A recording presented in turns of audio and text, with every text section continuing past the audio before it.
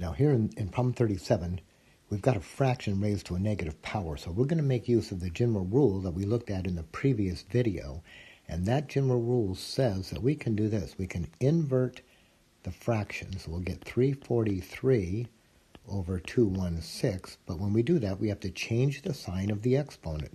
So it'll go from negative to positive. And now what we're looking at here is the cube root, right? The bottom number tells us the root. That's the number that goes in the corner. The cube root of this fraction, 343 over 216, and that all gets raised to the numerator, right? The numerator is the power. Now, as it turns out, the cube root of 343 is 7. 7 times 7 times 7 is 343. And the cube root of 216 is 6. 6 cubed is 216. And this all gets squared. And if we square that, we'll square the 7, we'll square the 6. So we end up here with 49 over 36. So what we're saying now is that this expression here simplifies to this one. Now in number 39, we're supposed to rewrite 7 to the 1/2 with a radical. So we know that the bottom number tells us the root. So this is just going to be the second root of 7. Now the top number tells us the power, so this is all just to the first. And I don't really need to write that 2, because if it's a 2, we just assume it. So we're going to write this now as just the square root of 7. And in number 41 here, we've got 4 raised to the 7 over 9. So I've got a number to a fractional power. The denominator becomes the root, so we're going to write this as the 9th root of 4, and the top number becomes the power.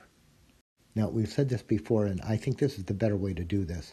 This is going to be, I'm going to take this 7 and write it on the outside. This will be the 9th root of 4 all to the 7th. That's the way I think that it's best to write this, but you could also write it like this. The 9th root of 4, that 7 can go outside or it can go inside. So we could write this. Either one of those will work, but as far as computing goes, this is probably better. In 47, we've got this quantity here. Now remember, any quantity in parentheses is considered one thing. So we've got one thing raised to the 4/5. The bottom number becomes the root, so this is going to be the 5th root of this thing right here, that quantity, that binomial. So we'll get 2y plus x.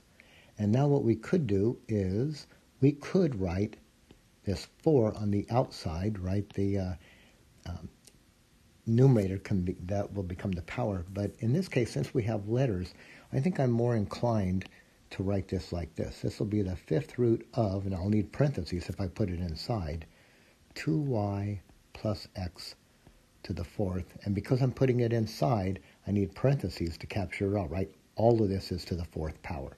I think that's probably the better way to write this one.